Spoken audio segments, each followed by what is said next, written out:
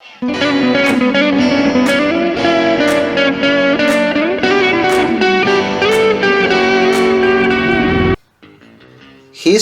and origins of Latin rock. Hello everybody, this is going to be the topic for today and I hope all of you enjoy it. The birth of rock and roll came from the fusion of many and different genres, mainly coming from the African American music in the United States. In a lower scale, traditional Latin music puts on an influence on the birth of this genre. Caribbean rhythms like calypso made their presence known in what was named the surf music. During the 50s is the first appearance of Latin rock, mainly with the presence of Ricky Valens, that he was able to record the song La Bamba, which happens to be a traditional Mexican song, and he became very popular, being the first Spanish-speaking song to debut as #1 in the Billboard charts. Ricky Valens, one of the biggest anecdotes that you could mention is that he had to change his name to make it more commercial. He was actually named Ricardo Valenzuela, but because he didn't have any American sound in his name, had to go by Ricky Valens. But he is the very first Spanish artist that had a #1 in the American charts. During the 60s, the explosion of Latin rock in South America happened to be very big and important due to the appearance of Beatlemania in the United States. Bands in South America also decided to imitate the style of the Beatles, and we have two main bands in the names of the Iracundos and Los Angeles Negros. Both of them were able to resemble the Beatles style, but in the Spanish language. And the Iracundos became extremely huge throughout the whole South America and also in Spain, and for this reason they were called the Latin America Beatles. Los Angeles Negros became the antagonists of the Iracundos, and they were able to actually be thought of or seen as the similar act as the Rolling Stones. But both bands set the tone for what will be Latin rock in the years to come. They were able to do ballads and some powerful songs with guitars, bass, drums, and all the instruments that like American bands have. After Ricky Valens' appearance, then the rise of Carlos Santana was the next Latin America superstar that debuted in the American charts. His album of 1969, Santana, had mixed critics, and it was well received by some group of fans that also were able to see him in one of his most famous performances during Woodstock in 1969 also. The first single, Jingo, did not make the charts, picking up to number 53, but the second single, Evil Ways, was able to go up to number 4, making Santana a well-known act, and then he will actually become even more popular with the cover of Black Magic Woman by Fleetwood Mac. He was able to mix classical rock with some Spanish Caribbean sounds like maracas, congas, cha-cha-cha, and he was the second artist from Latin America that was able to actually become famous here in the United States. Till this day, Santana is one of the most popular guitar players of all time, and also he is one of the few persons that have been able to win more than 5 Grammys in one night with his album Supernatural. Latin rock in the 70s saw the birth of Sui Generis. Sui Generis was the first rock and folk band, and they were from Argentina, and the members of the band was Charlie Garcia and Nito Mentre. They were able to combine very powerful lyrics with simple guitars, bass, and drums. Charlie Garcia is worldwide known as one of the best Spanish-speaking writers, composers, and after the died of sui generis as a band, he continued his solo career and he became also very popular among crowds because of his controversial style, and also he is known as one of the fathers of Latin rock because many people grew up with him and also performing his bands, and then they started bands of their own. Garcia and Nito Mestre remain as one of the most influential artists of South America of all time. Sui Generis is one of the most influential bands until this day of Latin rock, and people still sing their songs and cover their lyrics because of how powerful they were. Now we're going to talk about the Latin rock and his influence in Spain. During the 1980s, Spain witnessed the birth of many bands which helped to define Latin rock, in the likes of the Hombres G, Héroes del Silencio, Mano Negra, which was a band that was able to mix Spanish and French in their music, and his lead singer, Manu Chao, became one of the most important and worldwide soul artists of all time.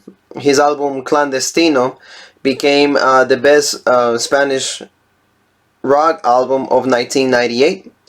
And we have also Joaquin Sabina, who is also considered one of the fathers of Latin rock, being the Spanish version of Charlie Garcia. Sabina is actually not considered more as a musician, but more as a poet. But he always says that like his poetry, he just puts rhythms and it becomes songs. Until this day, Sabina is considered one of the greatest composers in the Spanish language, and his music is always nominated for Grammys and Billboard Awards. All these bands were able to help to define the genre during the 80s, and were able to perform concerts and tours in South America also. For that reason, Spanish audiences in South America were able to get to know them, and their music was very influential for them as well. We're gonna move on to the rock in Argentina and Brazil. Argentina is the country who has given more rock acts than any other country, and is one of the ones that has been able to revolutionize the genre as the years go by, with bands like the Fabulosos Cadillacs, Soda Stereo, Fito Páez, Los Rodriguez, Los Pericos, and Anitos Verdes. All these bands have been able to revolutionize the genre of Latin rock and be able to also make it more progressive. Bands like Soda Stereo and Fabulosos Cadillacs were able to fusion Latin rock with genres like ska, reggae, and also they were able to come up with better lyrics, more improved subjects, themes in their songs, making it more political at times, controversial, but also demanding change in South American society, because as many of you know, in those years in South America during the 80s and 90s, there were a lot of countries that had dictatorships, that they didn't live in peace.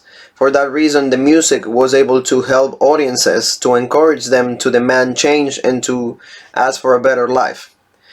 Soda Stereo and the Fabulosos Cadillacs from Argentina were able to also be the very first acts that also went on tour with with American and English bands, being able to mix Spanish and English music into their tours, attracting audiences from either Britain, the US, and also South American countries.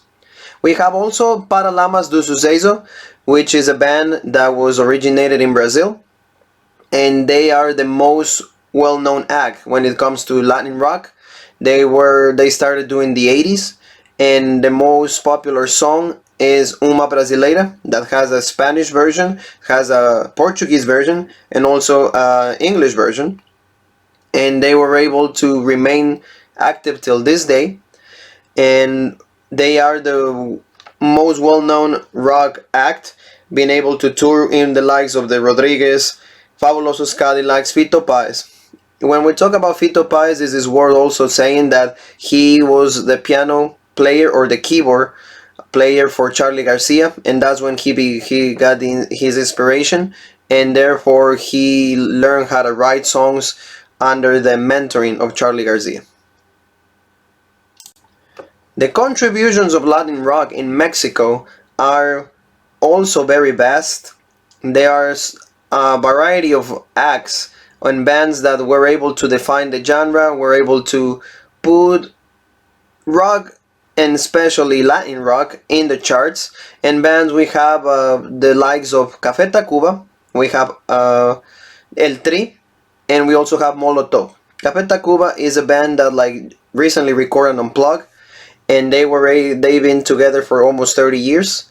Their music mixes Spanish rock with some of the typical traditional Mexican music, and also they've been able to progress to have some songs in English also.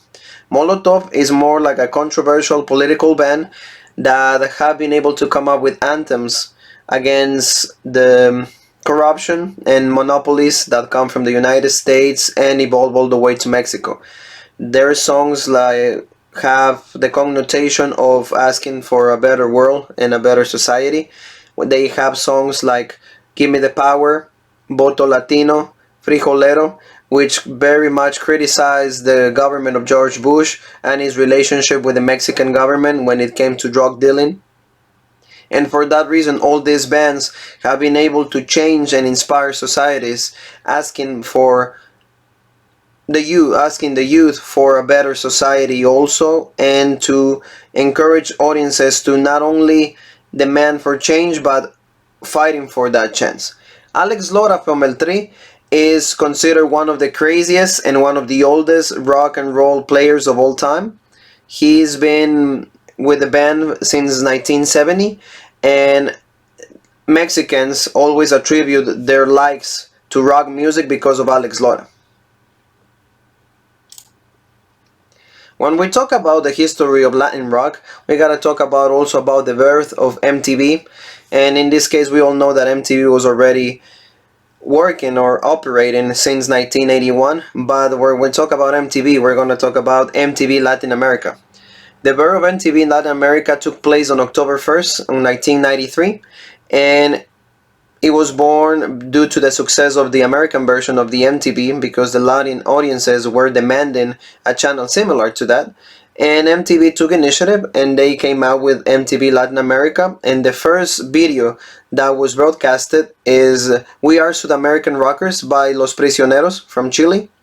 And MTV was able to encourage and support all the new generation of bands that were coming out because they were heavily promoted in the channel, and it was easier for younger audiences to be able to get to know Molotov, Café Tacuba, Soda Stereo, Charly Garcia, Fabulosos Cadillacs, Aterciopelados, and all these bands because they play their music constantly.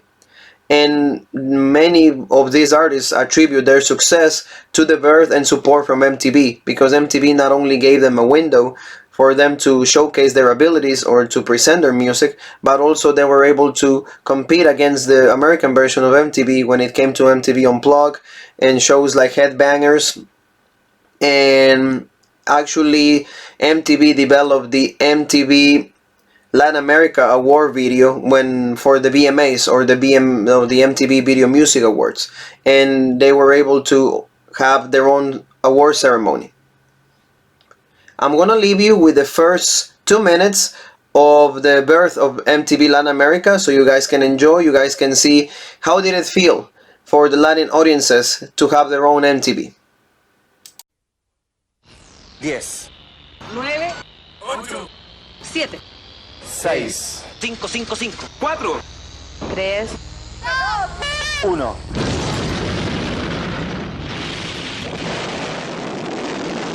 It's one small step for man, one giant leap for mankind.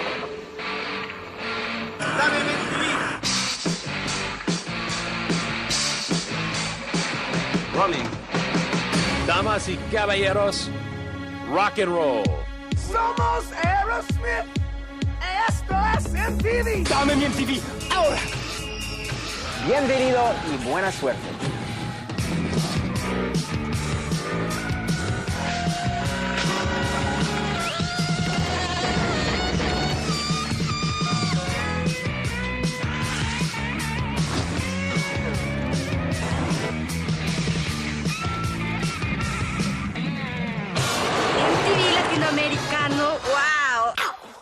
MTV la mejor música.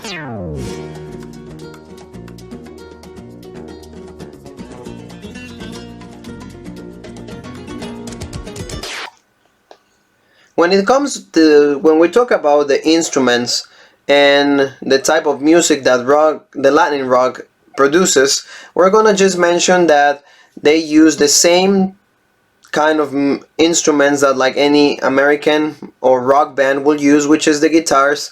In the case of Latin rock, some bands use also the Spanish guitars or classical guitars, rock and roll guitars, or you can say the electric guitars.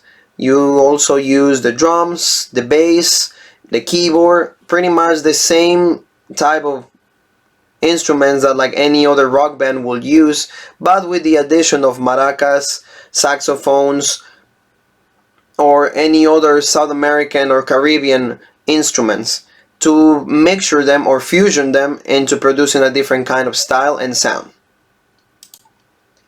I want to thank you everybody for paying attention to this presentation, and I hope you enjoyed and learned a little bit more of classic rock and especially classic Latin American rock.